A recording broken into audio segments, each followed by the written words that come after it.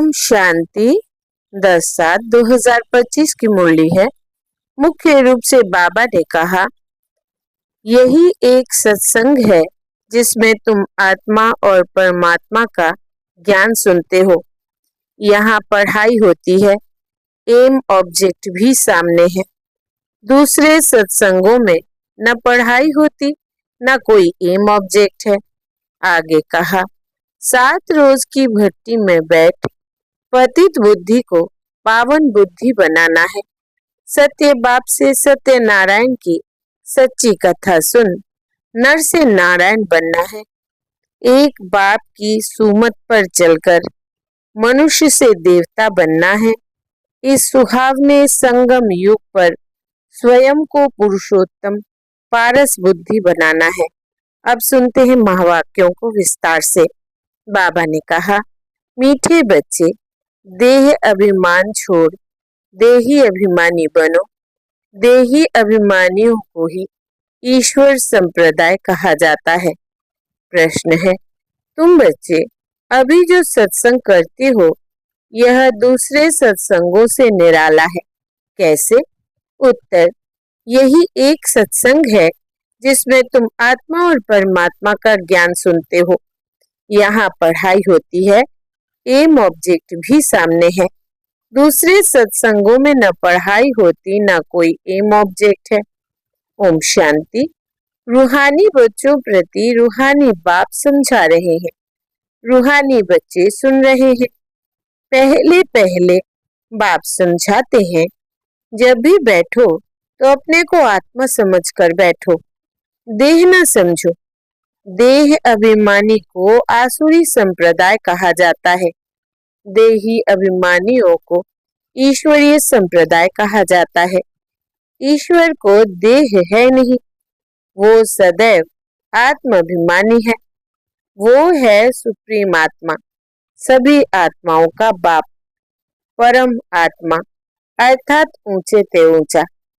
मनुष्य जब ऊंचे ते ऊंचा भगवान कहते हैं तो बुद्धि में आता है वो निराकार लिंग रूप है। निराकार लिंग की पूजा भी होती है। वो है परमात्मा, यानी सभी आत्माओं से ऊंच है। वो भी आत्मा, परंतु ऊंच आत्मा।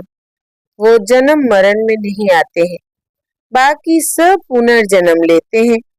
और सभी है रचना। रचता तो एक ही बाप है। ब्रह्मा विष्णु शंकर भी रचना है। मनुष्य सृष्टि भी सारी है रचना। रचता को बाप कहा जाता है। पुरुष को भी रचता कहा जाता है। स्त्री को एडप्ट करते हैं, फिर उनसे क्रिएट करते हैं, पालना करते हैं, बस विनाश नहीं करते हैं। और जो धर्म स्थापक होते हैं वो भी क्रिएट करते हैं, फिर उनकी पालना करते हैं। विनाश कोई भी नहीं करते। बेहद का बाप, जिसको परम आत्मा कहा जाता है, जैसे आत्मा का रूप बिंदी है, वैसे ही परम पिता परमात्मा का भी रूप बिंदी है। बाकी इतना बड़ा लिंग जो बनाते हैं वो सब भक्ति मार्ग में पूजा के कारण। बिंदी की पूजा कैसे हो सकती? भारत में रुद्र यज्ञ रचते हैं तो मिट्टी का शिवलिंग और शालिग्राम बनाकर फिर उनकी पूजा करते हैं। उनको रुद्र यज्ञ कहा जाता है। वास्तव में असली नाम है राजस्व अश्वमेध अविनाशी रुद्र गीता ज्ञान यज्ञ, जो शास्त्रों में भी लिखा हुआ है। अब बाप बच्चों को कहते हैं, अपने को आत्मा समझो और जो भी सत्संग है उसमें आत्मा या परमात्मा का ज्ञान ना कोई में है ना दे सकते हैं। वहां तो कोई एम ऑब्जेक्ट होती नहीं। तुम बच्चे तो अभी पढ़ाई पढ़ रहे हो। तुम जानते हो आत्मा शरीर में प्रवेश करती है। आत्मा अविनाशी है, शरीर विनाशी है। शरीर द्वारा पाठ बजाती है। आत्मा तो अशरीरी है ना। कहते भी है, नंगे आए हैं नंगे जाना है। शरीर धारण किया, फिर शरीर छोड़कर नंगे जाना है। यह बाप तुम बच्चों को ही बैठ समझाते हैं।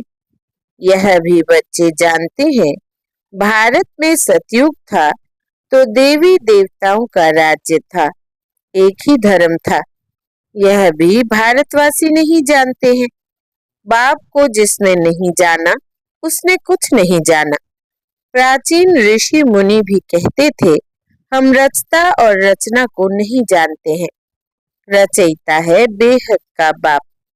वही रचना के आदि मध्य अंत को जानते हैं। आदि कहा जाता है शुरू को, मध्य बीच को। आदि है सतयुग, जिसको दिन कहा जाता है। फिर मध्य से अंत तक है रात। दिन है सतयुग त्रेता। स्वर्ग है वंडर ऑफ वर्ल्ड। भारत ही स्वर्ग था, जिसमें लक्ष्मी नारायण राज्य करते थे। यह भारतवासी नहीं जानते हैं।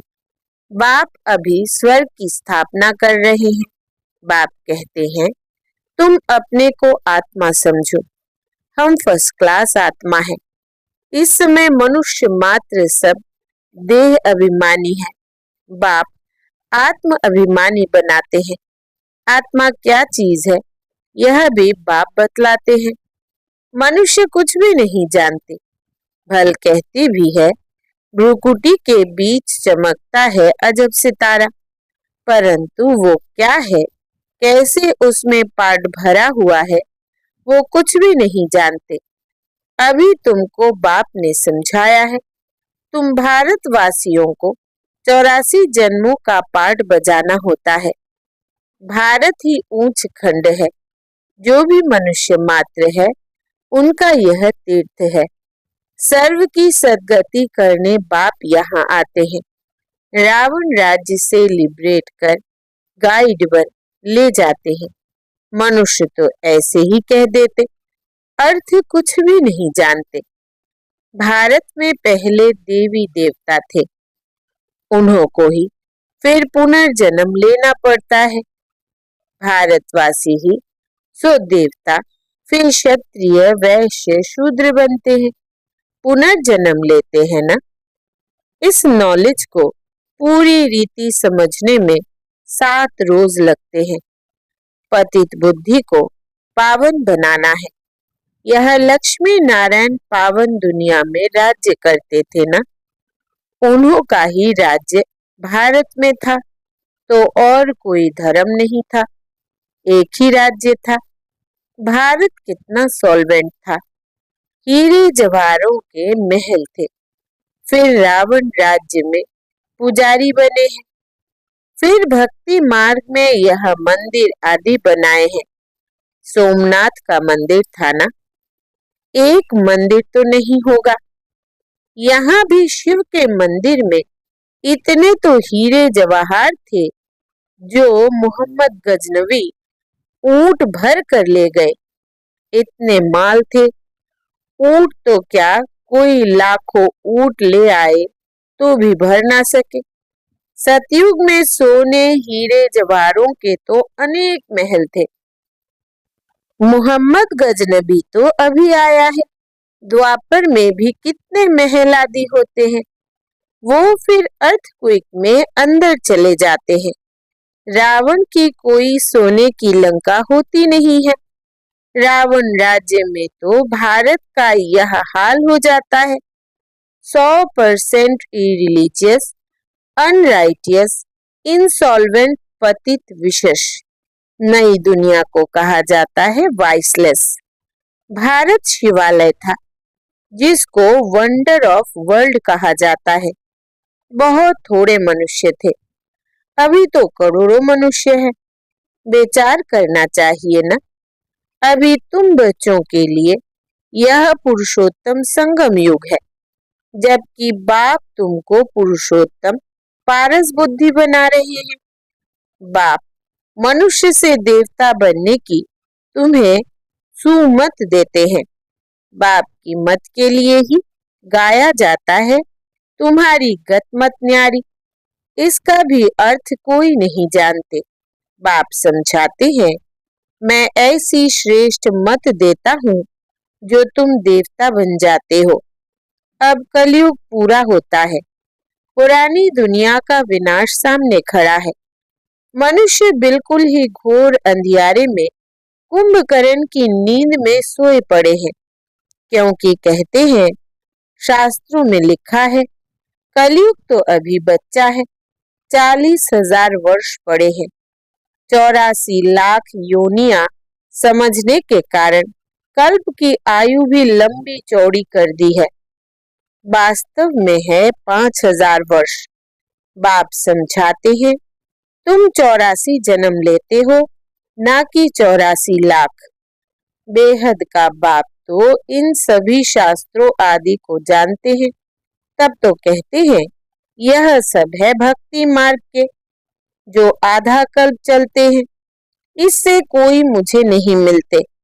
यह भी विचार करने की बात है कि अगर कल्प की आयु लाखों वर्ष दे, फिर तो संख्या बहुत होनी चाहिए, जबकि क्रिश्चियन की संख्या 2000 वर्ष में इतनी हुई है। भारत का असूल धर्म देवी देवता धर्म है, वो चला आना चाहिए, परंतु आदि सनातन देवी देवता धर्म को भूल जाने कारण कह देते, हमारा हिंदू धर्म है। हिंदू धर्म तो होता ही नहीं। भारत कितना ऊंच था। आदि सनातन देवी देवता धर्म था तो विष्णुपुरी थी, अब है रावणपुरी। वही देवी देवताएं 84 जन्म के बाद क्या बन गए हैं?